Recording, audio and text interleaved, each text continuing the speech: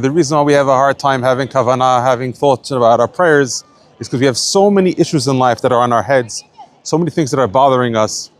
And we try basically to pray around the things that bother us, but not about the things that bother us. And if you want to have more kavanah in prayer, make the list of all the things that are on your mind. And then if you have them written down, so that they're not like monkeys jumping up and down in your brain while you're praying, after you have those ideas all thought out, then when you pray to Hashem, instead of thinking that God has to hear how big your problems are, instead you want to tell your problems how big God is. And that's how a person gets focused in prayer. When he prays not around the things that's bothering him, but about the things that are bothering him. Every wife wants from her husband that her husband should be present in the relationship. And you know what happens?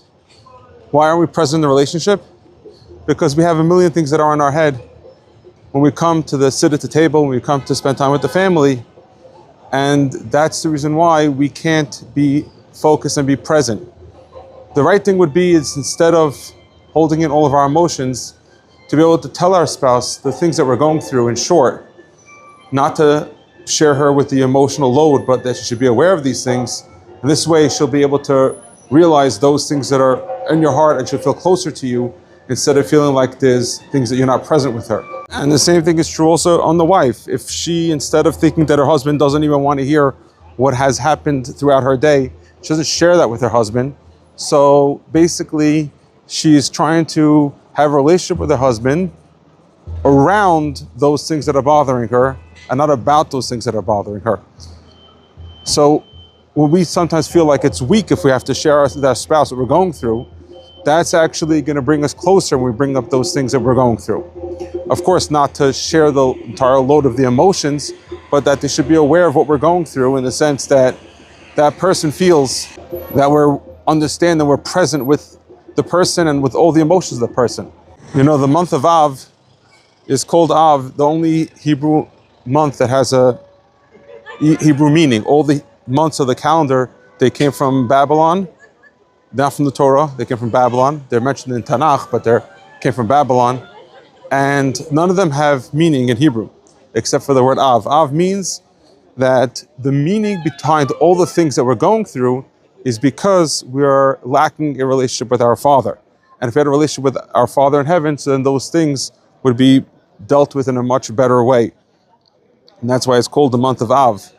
And when we feel that the things that are bothering us make us forget about the pain of the loss of the Beit HaMikdash, as a matter of fact, those things are exactly all part of it. That the reason why all the things that we have that are in our minds are there is because of our lack of relationship with our Father in heaven. And it's all because of the lack of the Beit HaMikdash. All the things that are going through difficulties in life are all because of that lack of the Beit HaMikdash, which means that when we had a Beit HaMikdash, we had a relationship with our Father together with Him, and now we have a relationship separated from Him in a way.